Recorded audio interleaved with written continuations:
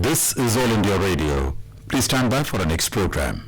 This is All India Radio. You will now hear comments from the press. The Economic Times, in its editorial titled Looking to the Future from the Red Fort, says, from the ramparts of the Red Fort, Prime Minister Narendra Modi hailed wealth creators as the nation's wealth. The Prime Minister reiterated his commitment to take the nation on a collective journey to a $5 trillion economy, to which end 100 lakh crore rupees would be spent in enabling infrastructure. If that spending is front-loaded, it would address some of the growth challenges faced by the economy. The promised huge outlays on defense modernization, including via domestic production, also hold up the promise of a welcome boost in investment. The PM announced creation of the post of Chief of Defence Staff. This is a welcome beginning to the process of unifying the three wings of our armed forces into a single coordinated fighting force. The process would call for integration of the command structure at multiple levels below the top. India stands to gain significantly by localizing defense production to a much larger extent than at present, both in terms of the ability to procure more and of development of a new industry. The PM also spoke about each district acting as an export hub for local handicraft, of farmers evolving into exporters, and domestic tourism creating local jobs. These are eminently achievable goals. We hail the PM's call to abandon single-use plastic. Biodegradable packaging materials would come up as a large industry. The Hindustan Times, in its editorial titled The PM Lays Out His Blueprint, writes, the 92-minute long speech saw Mr. Modi acknowledge his government's legislative push in its first 75 days in power, riff off the slogan One Nation, One Constitution with specific reference to Article 370, dwell themes of ease of doing business, ease of living and digital India, and address concerns about the economy. The fundamentals are strong, he stressed, but it also featured 6 interesting messages, including the government's latest mission. The government's latest mission, as first reported in this paper, is Jal Jeevan on water conservation and providing drinking water to every household. Given the water crisis in many parts of the country, Bengaluru and Chennai, for instance,